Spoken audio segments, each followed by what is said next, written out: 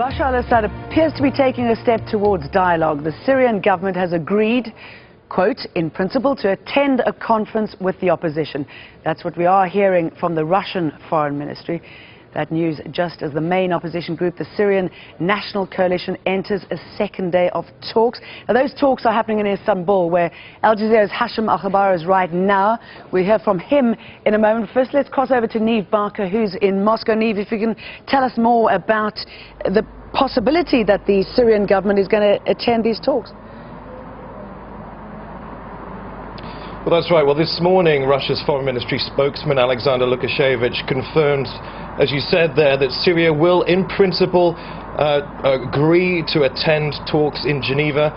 The Foreign Ministry spokesman said, though, that the timing right now was absolutely impossible until real results were seen out of Istanbul.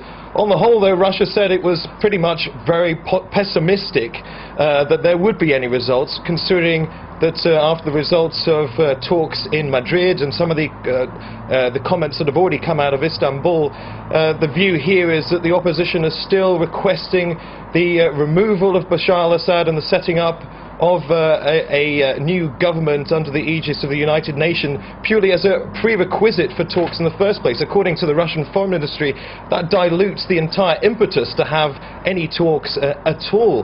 Saying that, though, Russia will at least feel that it's fulfilled its part of the bargain when it comes to the US-Russia joint initiative to bring both sides of the conflict around that negotiating table.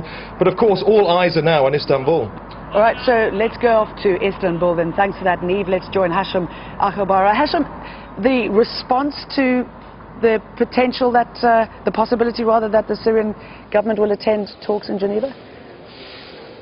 Well, as far as the Syrian opposition is concerned, that's not enough. I mean, the physical presence of a delegation that represents Bashar al-Assad in Geneva is an issue, and whether they will accept the main prerequisite of the Syrian opposition, which is to hand over power to a transitional government and Assad to leave Syria within a month from the signing of that agreement. They say that no one from the Syrian opposition can go to Geneva and accept something less than the departure of Bashar al-Assad, because this is something that could backfire and be seen as a betrayal of the aspirations of the Syrian people.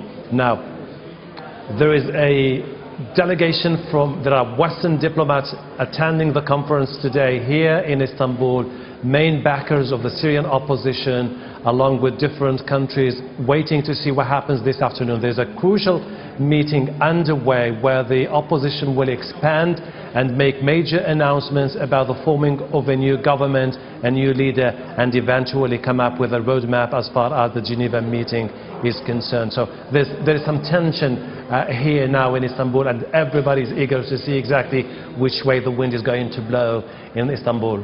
Okay, there's tension, but Hashim, I mean, really, is there a plan B, C, or D? I mean, nobody really believes that the Geneva talks will happen. Russia's not positive. The Syrian government may or may not go. The fighting continues.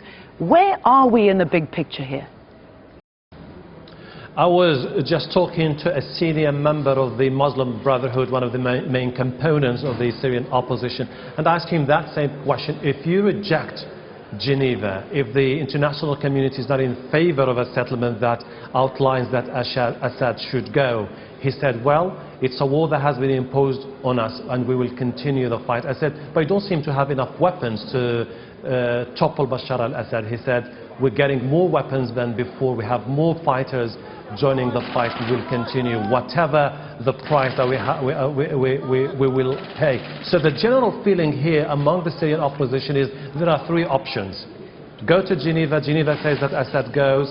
Then they establish a transitional government that paves the way for a transitional authority, and then general elections to be held in the future. Plan B, status quo, the political stalemate. And they say this is something that could backfire, affecting the whole region and creating sectarian war in the whole of the region. Turkey is opposed to that. Lebanon will be affected badly. Saudi Arabia does not want to see sectarian violence.